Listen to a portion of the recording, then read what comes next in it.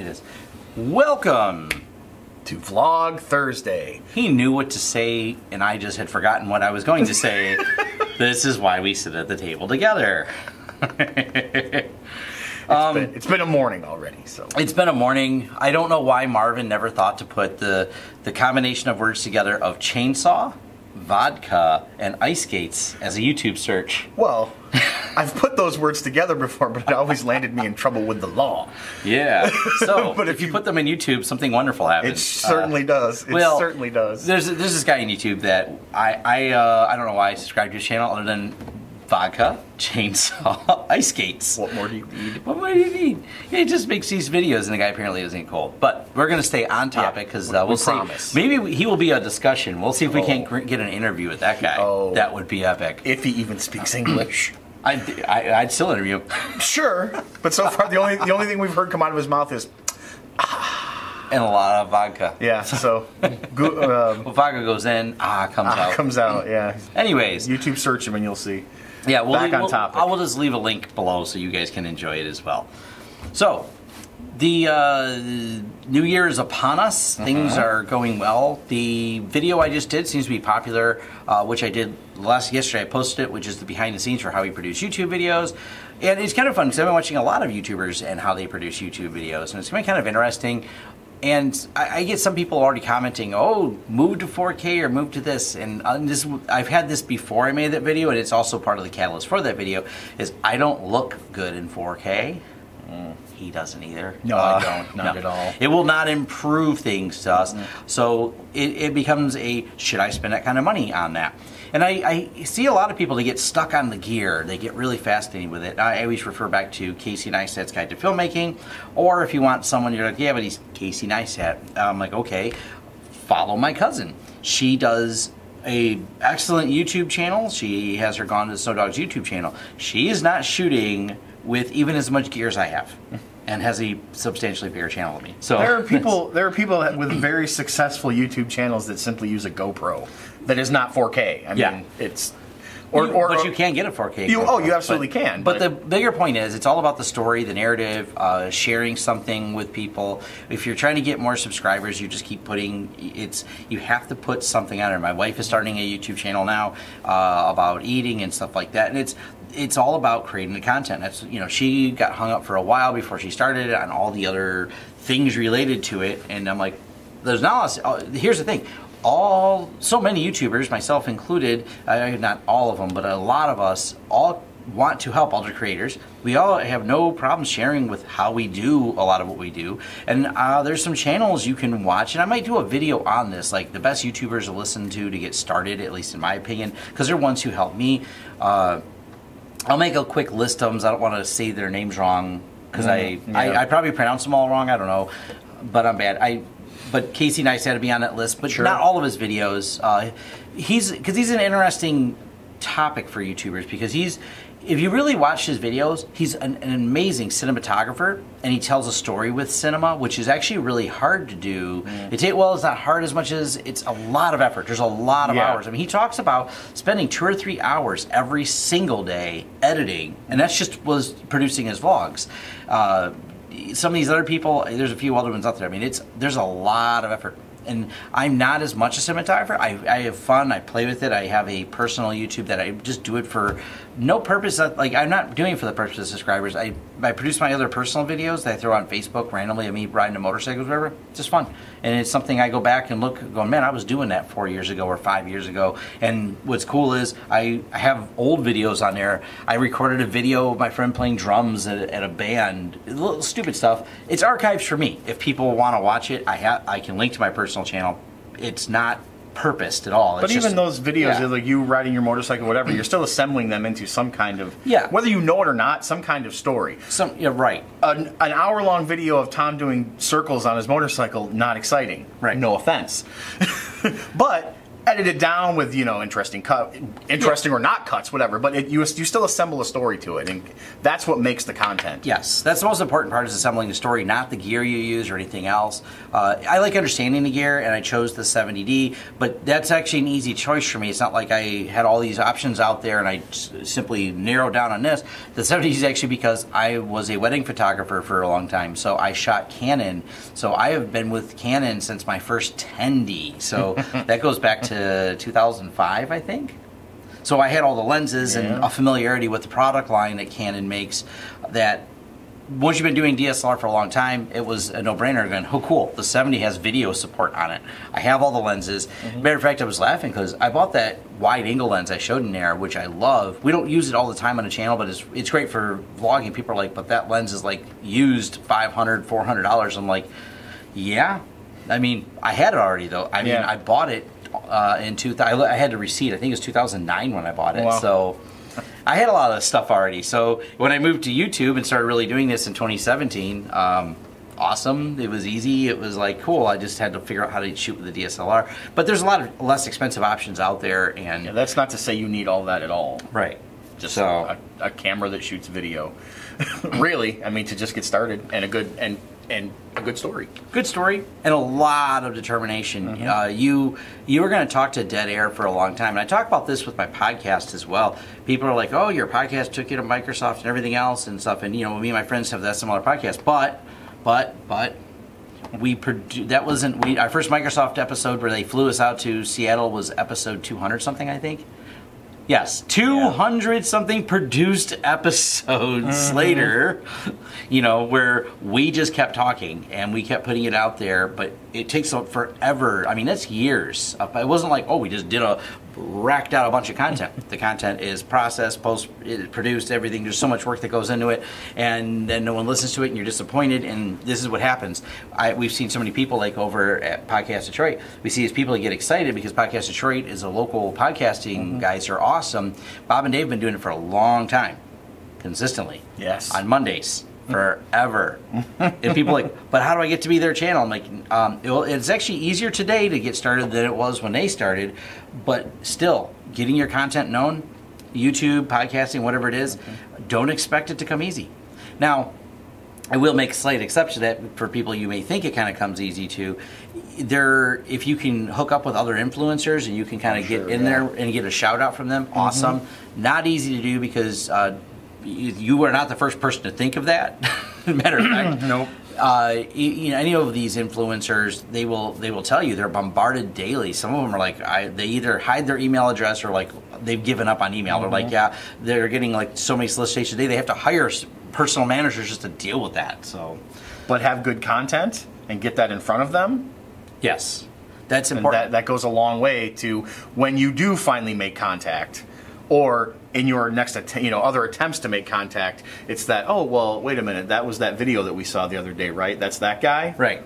All right, I'll look at his email, or I'll, listen to his voicemail, or whatever. Right, so it's this, and that's where I might be going to VidCon, so you can go meet some person in person, because when you go to VidCon or some of the bigger, there's a couple of industry events for YouTube and content creators. When you go to those events, especially when some of the ticket prices are kind of high, that filters out the people who are random strangers to go, okay, you've taken the time to fly, come to an event, you paid the price, bought the ticket, and the ticket was like $800-900. You are here for, like, there's a creator's pass for VidCon. It's more, I don't know how much it is, but it's more money. Once you buy the creator's pass, not just I'm a fan and I want to come meet my favorite YouTubers, those people kind of get the idea that you're serious. So that's kind of how that works. And the same thing with the irony of the branding deals is really weird because it's hard to get into that. You have to review lots and lots of products. By the way, if Queen's Majesty Hot Sauce would like to sponsor us, huge fans of your stuff. We love your stuff. This is caffeinated hot sauce. You know how much we've gone through half a bottle and it's been a day. Yeah. I know.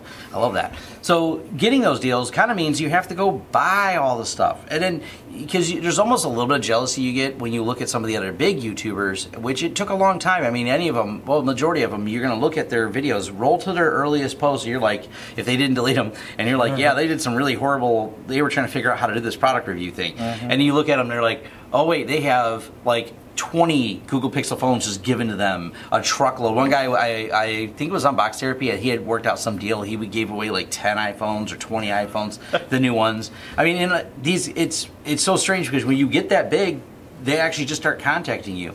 We're only big enough. We just officially crossed 14,000 this year, well, beginning of the year, and what they do is the companies start reaching out to us. So far, we apparently have reached the Chinese companies. Just send us stuff, which is kind of cool, and start slowly reaching out to us. You can try to reach out to them, but they also are bombarded with everyone wanting to become a content creator and get free cool stuff. Yeah. You kind of have to prove yourself before they'll even listen to you, and then they kind of seek you out as your brand gets bigger because they're always looking for places to market their product. But you with no views is not really lucrative for them. So it's tough getting into the business. Once you get to the top, as long as you're not as destructive as a couple of YouTubers who shall remain nameless, you can pretty much keep your channel. And there's enough YouTube controversy videos. I don't feel I need to make fun of them right now, or address them. It goes out. Maybe we'll do an off-topic Tuesday, but it goes outside the scope of it. Well, we definitely should. We may have some funny thoughts we'll share on it, but the problem is by Tuesday it's already old because here's the good part. By next Tuesday, said YouTuber who is super controversial may have done something equally dumb or stupid because it's a race to the bottom of stupidity occasionally. So you're just watching them self-destruct, which is also, it's like the car wreck you can't look away from. People have taken lowest common denominator to a whole new level. They're working hard at it. They're putting the effort in, burning midnight oil on how much of an idiot can I be. Somebody says, well, we've hit the bottom now, and they say, hold my beer. Yes. So jumping to LTS Creative and our efforts. Yay! Yay! The website's live, ltscreative.marketing. And it'll be in the doobly-doo below. the thingy here.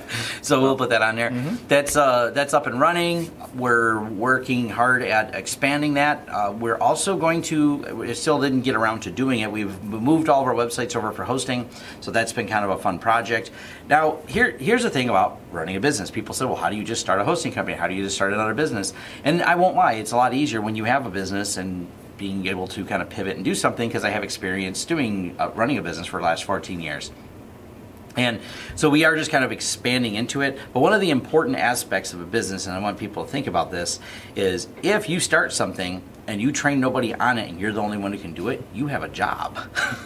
You may be working for yourself, but you have a job. So the important part, and this is something here's my failing, the hosting stuff. You know who knows how do you set up a website? How does my hosting work, Marvin? I message Tom and say, hey, Tom. So the actual starting of my hosting company, so I had a job hosting websites, and I just never delegated that function out because I never tried to grow it very big. And now that we're going to put some effort into it, and we're working on putting the details on the website on there and what our angle is on it. And I'm training Kyle on it. I'm training a little bit of Steve on it. Steve's interest is a little bit, but Marvin and Moses. We're creating a documented process that people can follow, so it doesn't mean that all hosting is done by Tom. So that's part of it. And the same with the LTS Creative Marketing. It's a team. Actually, I'm less involved in it directly on functional sides of it. I'm paying for it though, so which is good. Yeah, good for him because I've been paying him the last month to do some of that stuff. Right. So, and here we are, officially launching. Officially launching. With clients already. With clients. That's the important part. That's the important It has to make money because the money has been going out. No, in your pocket. Well, out of my pocket. Well, staying in the building. The money has not left the building. Yeah, it's just going from pocket to pocket. That's all. Pocket. Yeah. Then it leaves the building. Well, yeah. Then it goes to places like mortgage and whatever. Yes. So I actually, there's always the question of can we do some more videos on site and things like that. We got one coming up. That's coming up. The construction company. Yeah, that's we're friendly with the owners, and we're going to talk about what they do a little bit. We'll do the video camera. I'm going to take the camera there and film it. I've got it cleared all with them, but I think they're cool with the whole thing. I'm sure they are. Yeah. So we're actually going to document how they do it and talk with them as a business and services. It's going to be an on-site job where we kind of show things. We'll do that. I did a rant yesterday that I didn't publish. And maybe you guys want to see it. I'm going to let you decide whether or not I published a video. I ranted about the status of IT. And maybe I'm occasionally jaded because I work in IT. And I love the creative stuff. We like the social media. We like this. We like doing this, building things, and there's joy in creation. We enjoy helping customers. There's no joy in updating the RFMS platform for one of my clients. It is a joyless, thankless, like we get paid, the client's very appreciative, but there's a company called RFMS that sucks. And I ranted about their software. I showed what it's like to update their software because it doesn't violate any privacy rules. We do it remotely, so I'm sitting at my desk. We have to reboot a client's server more than once to get their update to install. And no update to software unrelated to Microsoft, not an update to the server, just an update on a database program should require 2 to 3 reboots. But theirs does. So and then it's like brace for impact because even the client knows that the update got released at the end of December, but they wait a couple of weeks because there's always another update to the update because the update had a problem. Yeah. And we have this software is just suck. And it represents one of the problems with IT, where how you get burned out on this because you're not doing something amazing for the client and you're like, oh, the client should just switch. Well, the problem is it's a niche software. They're a carpet company. It helps them manage their carpet business. And there's not another alternative out there that's good. They've tried the other alternative and talked to other carpet places. They hate it too. Yeah. So if you are a developer going, I am looking for a niche, turns out people like carpet and flooring.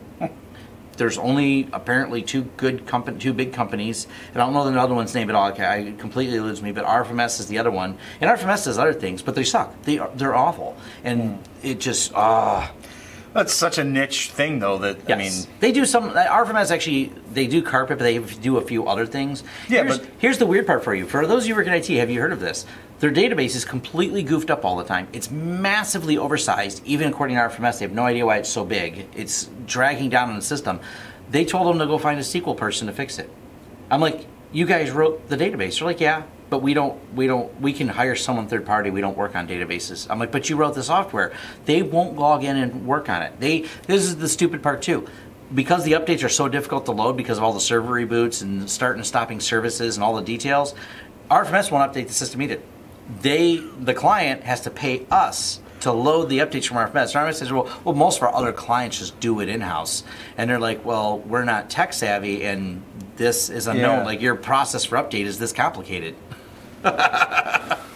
Yeah, so... Well, but they're one of only two, so... One of only two. You're going to use them or you're not, basically, so... Yeah, so you use them or not, and it's a pain in the butt. But we see this a lot. We dealt with a scanning software that just had a horrific amount of problems, and it's something used in a niche industry again. The software is bad, the support's bad.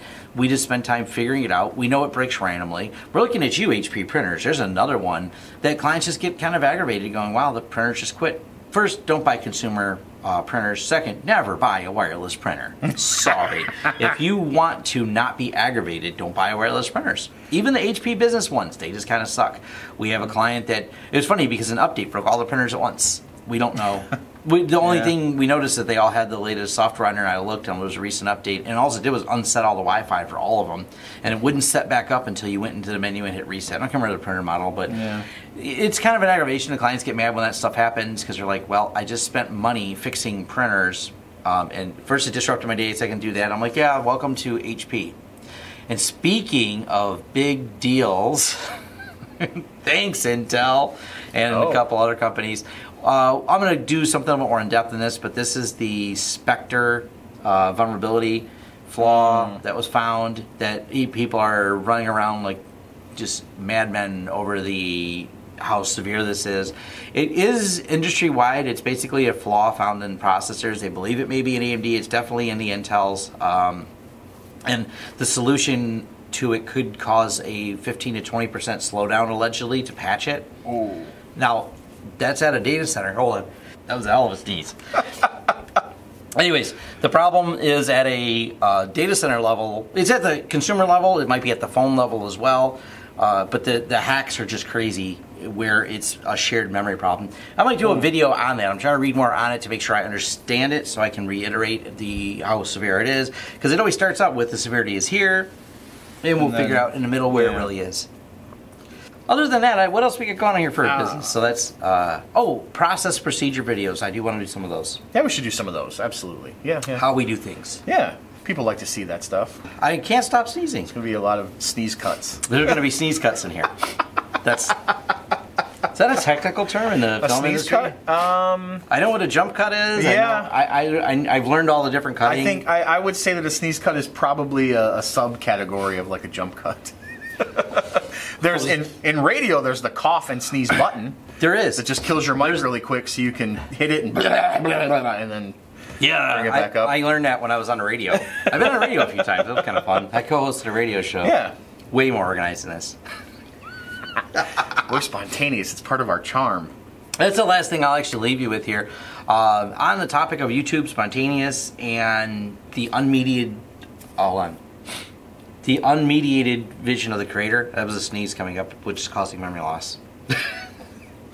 Hold on. We're going to cut all this out. What is Tom allergic to? I don't know. All right, there we go. I breathed in and it's happy now. It's all good. So YouTube allows... I've heard that, I think the Nerd Writer wrote this, the unmediated vision of the creator. So it's a direct connection between your audience and us, and we can be very real. Now, that's why I like editing, because it's the vision as how we want to portray what information we want to share with you, then we edit it to keep that same narrative and focused. And I like that about that. And this is where you see so many YouTubers, and this is the connection that is created between the creator and the audience. And I think it's wonderful. And this direct sharing is really cool. Then you have YouTube Red. And they are trying to produce shows. And I've seen some of the YouTubers that I really enjoy their channel, and I much less enjoy the content that's created on the YouTube Red with them.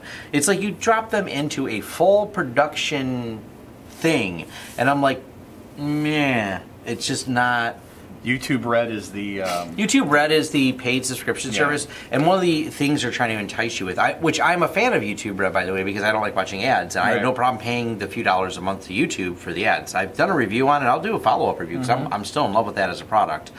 And don't confuse it with RedTube. Don't even Google that. Oh, God, no.